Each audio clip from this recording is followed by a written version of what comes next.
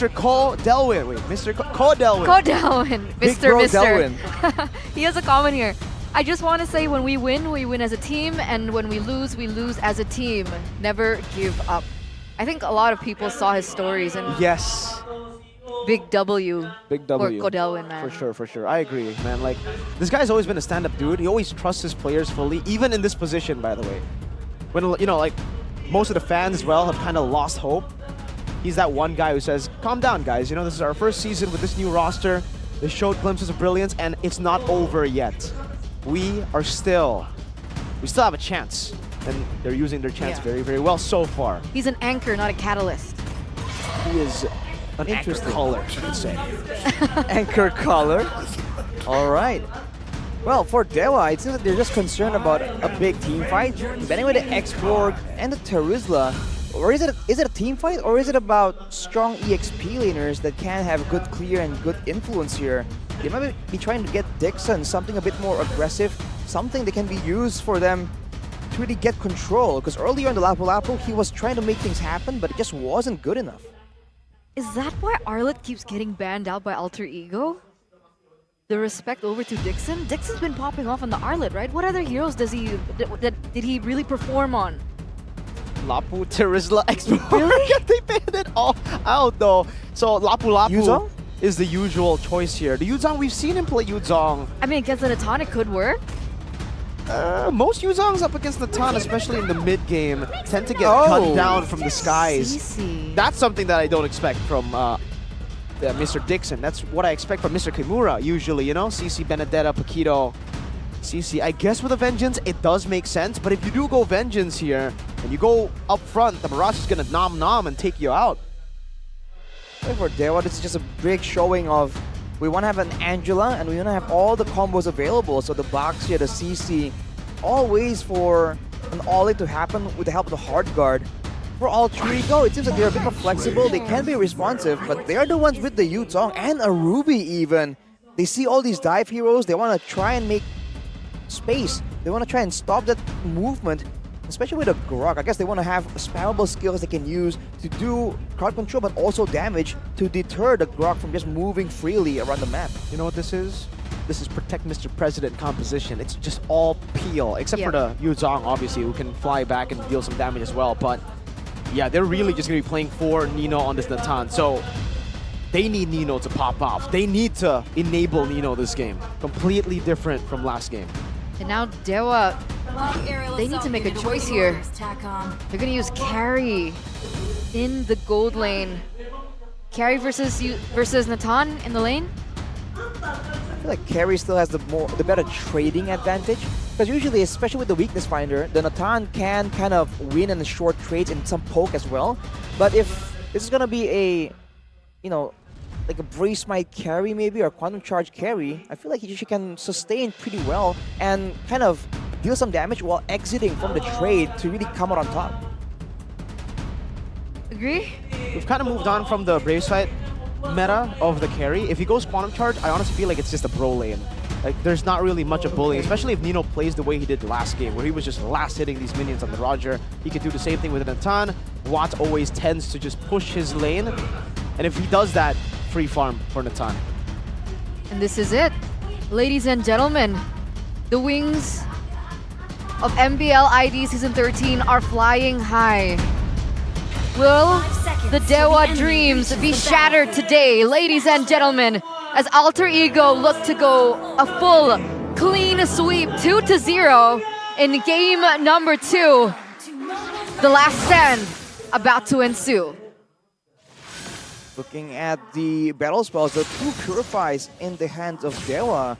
But they're a lot more concerned, and this hints that they want to be a bit more safe, but also that they want to be a bit more aggressive positioning-wise, potentially. With Dixon not having the Vengeance though, not going to be as survivable if he's going in, especially against multiple people. And like we said later on, for the gold lane, I think Carry can do good damage, but also it's very single target heavy. Compared to Natan, it can do can output damage to multiple people. So now with the Purify too, this is what we expected, right? If Dixon actually went for the Vengeance, it would be really tough up against this CC from Alter Ego towards the CC of Dewa, which is Dixon, not the crowd control, you know, like differentiate CC and CC. Hey, man, it's tough, man. It's okay. Is it CC or Chi-Chi? Some people like... That's how they say it in the Indo desk, but I believe Chi-Chi. Exactly. CC is the way you say it in English. Yeah. It gets kind of confusing, but it is what it The is. CC to the CC, but he purifies it. We'll see how this plays out here, especially in the mid game. I think Krite is just having a lot of success in just threatening keys away from these fights, and you're really seeing that once again, all three are the ones who are a bit more proactive and looking for opportunities. It seems like Gary just wants to try and use that mobility to actually find more undisturbed, less conflict-heavy resources this time. Looking at the emblems by GamesMax, wanted the Master Assassin, Basic Emblem, and Quantum Charge. So might be a bro lane unless a gank comes in. Generally, Keys with the focusing mark though, he will be trying to just enable and use the hard guard in a more aggressive manner. Whereas I think Pi on the agility and Festival of Blood is gonna be just trying to be sustainable and mobile enough to at least keep up with Dixon just moving around the map. Oh, this is danger for Dewa. If Alter Ego secure the neutral objective with this composition, if they snowball within a ton, it'll be really scary. And Krite is already chucking Drian down. Purify instantly. Taz, no Detonus welcome as Gary continues the turtle, but they reset it for now. No Purify on Dixon will mean that Alter Ego can actually utilize a lot of their CC. Meanwhile, the Groff, no, has hit level 4, can go in for the dive wall, charge to the back right now, and that is going to be Gary who wins it out in the end with the help of the hard guard. First blood though, 4 pies, Krite flickers out to safety. It's a 1-for-1 trade, neutral objective for a kill. Ooh, that could have gone so wrong for Dewa. The fact that they also committed onto Angela mid means that the clear is not going to be as fast unless Drian wants to go for the babysit. And when he doesn't have any access to this. The invasion. Okay. Okay, the reset happens. Is he able to take it away? The bottom lane, Watt has the Purify, will be able to escape, dealing some damage back as well. We go back to Taz to see if he got the orange buff. No, Drian took it away, revenge! Drian with the purple buff steal, now Gary, shield unity. To go over to Rossi, who still is able to dodge away for now, flickers out of the barrier. Taz will be able, at least I think, to take the orange buff. Has the retry, uses it up. In the mid lane, Krite winning out in the trade against Kaze. It's a definite reverse Uno card from game number 2 with Drian being able to pick up the Grok. He's able to do exactly the same thing that Rossi did on to Gary in game number 1. And has it done work just yet? It seems like they're at least the same level. There's not a difference this time around.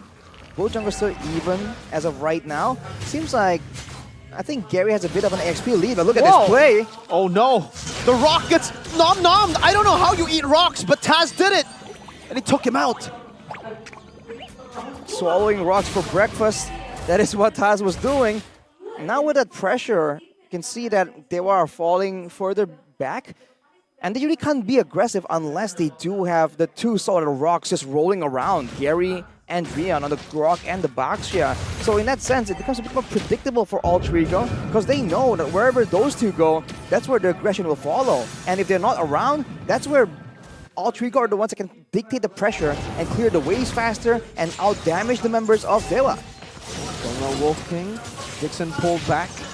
Drian going for the purple buff. Here, he might still be trying to go for it. Hard guard on the Dixon. Taz has it after this welcome. Ken, you know, he actually does not. That's his zoning coming down, and that is a good wild charge for Taz. What? To secure it. The retreat battle was won out. Pi gets the kill onto Gary. Dixon is playing with the yo-yos, but Alter Ego don't care. Wow, Alter Ego win out the neutral objective battle and also trade a kill for it. Whoa, wait. Was Gary taken out before they went for the retry battle? Or No. did they go for 50-50? But Taz got knocked up by Drian, right? Yes, he did. What? Pi, I think, went for Gary to try and equalize the situation. Oh, he got petried and wild charged. Gary. Right, so Gary was just crowd controlled as well. So great from Alter Ego to know that, of course, Taz will get crowd controlled, but the least they can do for their jungler is to make sure that the odds are evened out, as Watt takes a lot of damage. It's just going to be a dive coming through, though. Yeah, they're just going to go for the turret there. Has the entropy behind as well, and that's another Purify pop for Watt. It almost seems like he doesn't have Purify because it's always on cooldown. It must be so tough with so much aggression coming through. plus the fact that Nino has a little bit more to play with in terms of range as well. It's not a great start for carry at all, but wait a minute. Leon, wild charge. The back of the turret, but the turret will be taken for free. Gary wants to go in. Nom Nom. It was a rock earlier. Now it is a box shield with a shield, and it's just a disengage Nom Nom and a spit back for the disengage. Oh, what? I'm offended to the base with the flicker as well. Comboed in with a wild charge by Krite, who stole it away from Drian. Oh man, Gary, second death this game. He's offended, for sure. That is a good pickoff coming in from Alter Ego. From Rasi on the Ruby. The man knows how to make plays, when to make plays, man. As long as you let him cook.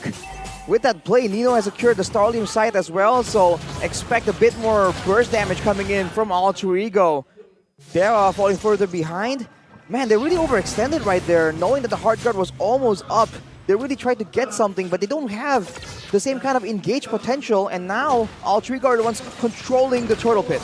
Rossi, I'm offended onto Gary. Dixon now walking up. Denton is welcome. Purified instantly with the hard guard still on him. Still looking for an angle now as Gian pops in the barrier, but Taz will just retreat it together. Krite always stealing the wild charge to stop Gary from even entering the neutral objective pit. It's been a big problem. They haven't been able to secure anything on the board except for that turtle earlier on. All the rest of the objectives have been given over to Alter Ego. It looked like Dewa United wanted to go for that universal play with the Angela for keys in the bottom side, but even that wasn't been able to find much success as he was quick to be needed to enter that particular team fight. Even though the laners that they're supposed to use as a sort of pressure, Dixon on the CC, not really able to find a lot of 1v1 duels, and he's not really able to find a lot of impact in the middle of these big fights. But look at here, this is a gang coming in from Gary. Furious dive, and he'll be able to outplay this if he uses Black Dragon form, but he does not. Not in time, or was it on cooldown? It was actually on cooldown. Gary now will be targeted down by Alter Ego. Rossi with I'm offended, now pulling Dixon. No, Purify on him, and was baited out by Taz earlier. Wild charge out of the back, but now Nino has the Purify as well. Pops the Entropy, melting everyone. Picking up a double kill, has the Entropy in the back, decides to blink back as well, and Nino still survives in this skirmish. It ends up being 2 for 1 in favor of Alter Ego. That was a big fight with a flustered Oasis in the hands of the Angela, but it's just not enough to really equalize. Watt tries his best right here to come in from the side and attempt a bit of an assassination towards the prior members of Alter Ego, but he doesn't have nearly enough damage to try and do anything meaningful there. Meanwhile, on the side of Alter Ego, see Divine Glaive rushed by Krite, so the burst damage is going to be there, especially if he steals away the wild charge and lands it on multiple people. That can be, once again, a big game-changing moment. Whereas for Nino, I feel like he's just building straight for the Holy Crystal. There's no real reason to really pump the brakes right here. He isn't really in any danger. There's not really a lot of ways for Dewa to really try and zone him or threaten him in the middle of all these big fights. That's actually interesting. I thought Krite wanted to go a little bit more utility with the way that he's been playing. Wild charge, like Mirko mentioned earlier on, always using it in these neutral objectives, doesn't even get caught out. He's still at 006, but he goes Enchanted Talisman and then Divine Glaive. Why straight Divine Glaive? I think usually when it's a bit more of a close fight, a bit more of a messy fight, you're going to go for the Blood Wings, right? That's the new popular item that gives you a bit of survivability. As a short-range mage like a Valentina, there's just great value on that item. But consider that he isn't the main focus, and he hasn't been focused down by anyone from Dewa, and they don't have a lot of ways to really nuke or chunk someone down. It's all shred damage coming in from Watt, from Gary, from Dixon. He doesn't really feel the danger to go for something that defensive. So Divine Glaive it is to try and shut down and do more damage against all these beefy members that Dewa wants to use as the front line. Man. Holy Crystal, 10th minute. Big power spike for Alter Ego. And they decide to utilize it. Drian gets melted before he can even do anything! Dixon is next, he pops the ultimate, but what can that do against a Natan who already has a Holy Crystal? Holy moly! Alter Ego Snowball is real. It's a 2.8k goal lead, and it might just be bumped up to 3,000 with the Lord taken away. And Nino still just going at the turret with no threat at all, presented by Dewa. That instant shred of power. You could see that instant swap, that switch coming through from Alter Ego, instantly capitalizing over that momentum flick. And here we are, 3K gold lead for Alter Ego, a Lord on the way in the top side. And the fact that a Natan has already reached that power spike, how do Dewa want to go for this? How do they change? What do they do? How do they take Nino out? Ooh, they lose their purple buff as well here. How to take Nino out? There are just so many layers to Alter Ego, and Dewa, there's just so many problems. They have to try and find a way to get past the front line and go for the immediate dive onto Nino. But the issue is, now with the Holy Crystal as well, yes, they are reading armors in the inventory for Baxia and Grok, right? For Gary and Drian, but we saw how easily they got destroyed and demolished by that late game Natan damage. So they have to try and wait for a moment where the Purify isn't up first of all, and just go at it. Spend multiple battle spells to try and take him out. That's about the only play they have. And at this point, it's on the shoulders of Alter Ego to let them have that play. They baited out the Poissons already. Driano almost gets deleted from the Land of Dawn just with a few shots. And the last tick of the Glowing Wand, luckily he has K's with the Angela and the Flask of the Oasis to help. But my god, that's a frontliner. Problem is, Nino has Blood Wings too now, so other than that versatility that he has in these team fights, he also has an additional amount of damage. And they're going for it. That tower's gonna fall so quickly. They can't even engage. What can they do? If they go in, they die. If they don't do anything, their turrets get eaten alive. That's the big problem here. No real engage tool, no real catch either. They were just banking on being able to chase and run someone down using the Angela and the Entanglement as an extra bit of crowd control. But now they don't even have wave clear, and Alter Ego go for it. Yeah, but if you charge in, you die. Remember, you can't team fight. Not against this comp when it's snowballed like this. Dewa United at the brink, their last hope of making it to the playoffs. This is it for Dewa. It's fight or flight, and Alter Ego don't even give them the chance to fight. Did you see that? Yes. Well, charge, he does get it, but Nino was able to utilize a Purify, and like he was gone in 2 seconds. So they do have an engage tool, but at this point, they can't utilize it at all. What are they supposed to do? Just engaging isn't enough, man. You have to time the Purify as well. Look at Nino. I mean, if you're in his shoes, 5-0, no real damage threat coming in from Dewa. When else would you use the Purify if not for the Wild Charge? That's the only thing he's waiting on. And now, they're going for the Lord. Dewa are trying to find some openings, but it's just too difficult. And they can't even trade damage back. No, they can't. They can't even go for the neutral objective because that's Rasi. 3-man, I'm offended, but Alter Ego, discipline. They don't care. They got the neutral objective and they just back away. They can look for the end with this. Dewa United, a new team to MPLID Season 13 in their debut. They were able to make it to playoffs. Imagine that. Imagine the instant support corralling behind them from last season. This season, they started off so well with Drian coming to the mix.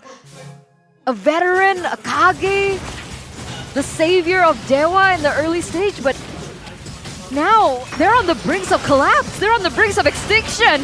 Taz will get to that to this welcome down. 2-man stun in the front as Nino just goes and free hits, obliterating everything in his way. That was last breath taken by Alter Ego as they move forward.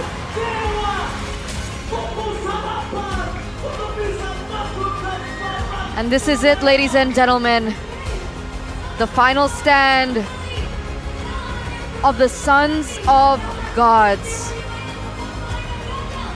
They fought with all that they had up until week number 8. But unfortunately, it is official. Dewa United have been officially eliminated out of the playoff contention here at MPLID Season 13. Sad situation overall for Dewa United, man. It seems like they had a plan, but against Alter Ego, it just was not allowed to even take form. Alter Ego clean sweep and thwarts Dewa's journey to MPLID Season 13 playoffs. And they've found